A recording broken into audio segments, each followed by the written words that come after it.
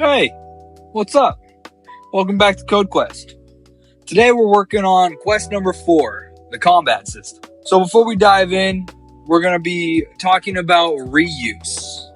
We're going to be reusing some of the code from the previous quests that we already went over. We're going to be reusing the existing code in dice.py, most of inventory.py, and then also we're going to have player.py, and then of course the newly made combat.py. Quest 4 is a turning point where the game stopped being just a stat sheet. It started feeling like an actual RPG fight. Here's what changed or was added compared to quest number 3.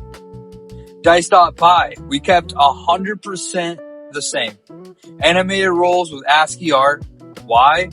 It adds excitement and tension to combat without reinventing randomness. Reusing shows good design. Build once, use forever.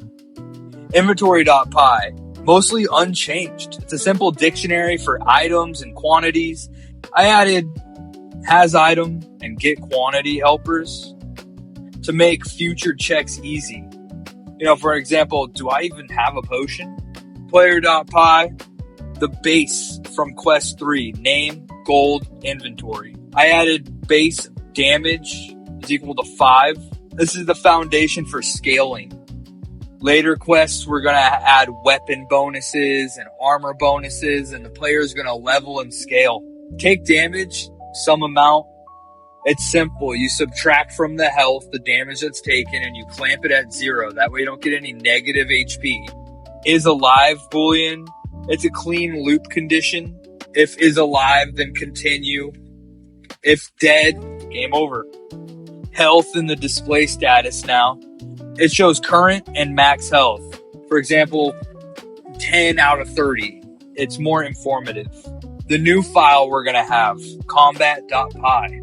In this file, we're going to have the heart of Code Quest number 4. Calculate damage. This is the crit logic. If you roll an 18 through 20, that's 1.5 times extra damage. It's percent based, so it scales naturally with base damage. Enemy class, name, health, loot table. It's a list of dictionaries for flexible drops. Generate loot, rolls chance for each drop, adds gold or item to the player. Now we have the battle function. This is a turn-based loop. You press enter, it rolls the dice. It compares a d20 roll between you and the enemy. Whoever rolled more, that's who deals the damage. Crit messages, health prints each turn, and a win-lose return value. Why are we doing it this way? It's simple, extendable. We can add items or add a flee mechanic. Feels like a classic RPG combat. Now, in main.py, this ties everything together. Start player with gold and basic gear. Creates a goblin with a realistic loot table. 40% potion chance, 15% chance of dropping a dagger, 90% chance of dropping gold, and a 60% chance of dropping teeth. Runs one full battle. On win, shows updated status, inventory, loot added. On loss, game over message. This is just a little demo. It proves that the system works end to end. Players can run it and see crit, loot, and dice animation in action. The overall philosophy of quest number 4, we reused 80% of the previous code. The dice, the inventory, the player base. This teaches modularity, and we're not reinventing the wheel each time. This focuses on one big new feature, turn-based combat with dice rolls, crit, and loot. It keeps it simple.